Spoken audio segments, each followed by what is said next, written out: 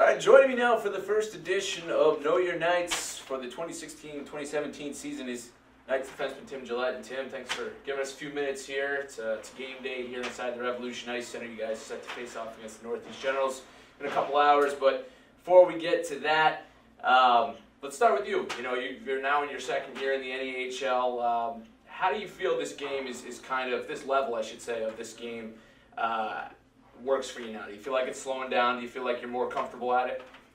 I mean, it's definitely a little easier than last year. I mean, coming into the league out of U18s, it's definitely a big step. Sure. But, yeah, you know, this year I felt a lot more comfortable and just gaining confidence and playing well. It really helps your game in the NA. Sure, sure. Now, as a leader on this team, how do you try to set examples on and off the ice? You know, you're, again, a guy who's been here now for, it's going on your second year, but how do you kind of set the tone?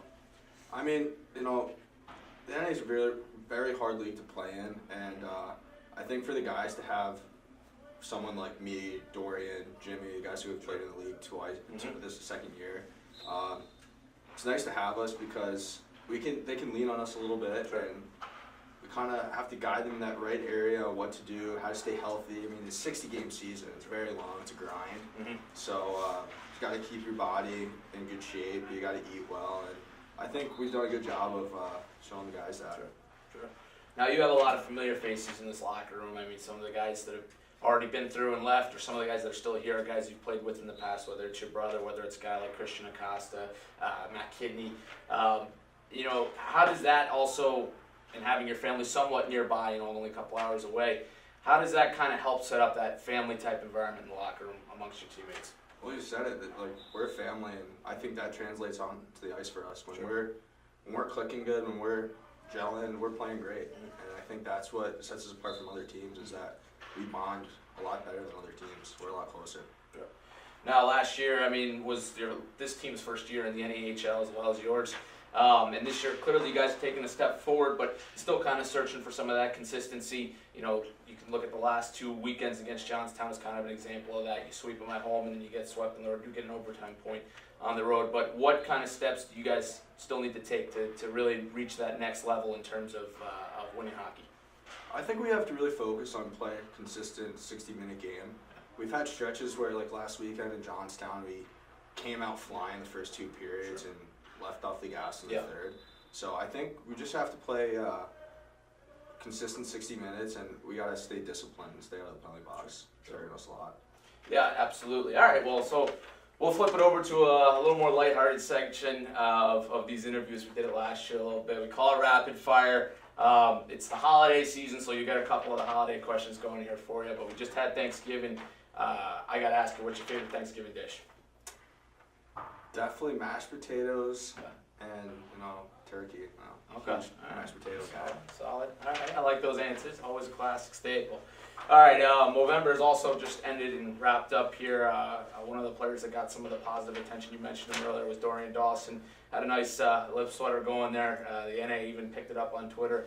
But give me a winner and a loser from any kind of Movember efforts over the last month. Ooh, well, Dossie's just for men. Just want to make that clear. So he had some help. he had some help, but yeah, I'll give Dorian. Oh, actually, I'll give it to Reed. Reed Robinson. Yeah. Okay. Reed has a pretty good stash going. Yeah. I saw it earlier. It was looking good.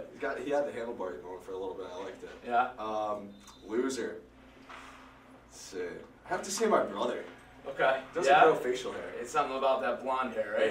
Yeah. I can relate. It's a struggle. It's a struggle. Fusco called me out in a coach's corner earlier, so I can relate with Mike a little bit there. All right. How about if now we got Christmas coming up on the schedule in a couple weeks here. If you could pick one player on this team, and you could pick any gift in the world, who would it be, and what would you give him? Wow, it's a big question. Yeah. There's no limits here. I'd buy Jesse Anderson a hat. He wears the ugliest orange hat around the rink. I gotta buy him a new hat. Okay, all right. I'd get him that. I don't know, maybe it's Canadian. It's water up there in Canada. National treasure or something. All right, I like that. All right, so swap out the Santa's hat here for a few minutes. Put on your GM tie. If you could pick one defenseman in the NHL currently, we'll keep it to current players, to be your pairing mate, who would it be? And again, why? Duncan Keith, 100%. Yeah? Okay. Yeah. I think he's the best two-way defenseman Sure. in the league. Sure. Yeah. Who could forget some of those big moments with Chicago? All right, I like that. All right, we'll wrap it up with this one. And this is one we did ask last year a few times. If you could pick one teammate on your team currently to be stranded on a desert island with past the time, who would it be, and again, why? Definitely not my brother. Okay. We would chop each other's heads off. I'd have to say Joe Schuler. Joe Schuler? Because he's very smart. And, Yeah. you know, I feel like if I would want to survive, that he would be the guy to know how to do it. Okay, yeah, he's a Central New York guy. I think, you know, I haven't been there myself for a while. It prepares you for harsh conditions up there. So maybe not as cold, but on a desert island or a deserted island, it's a good pick. It's a good pick. All right, Tim. Well, we appreciate a few minutes here. We wish you the best of luck tonight and moving forward, and we look forward to seeing you soon. Thank you very much.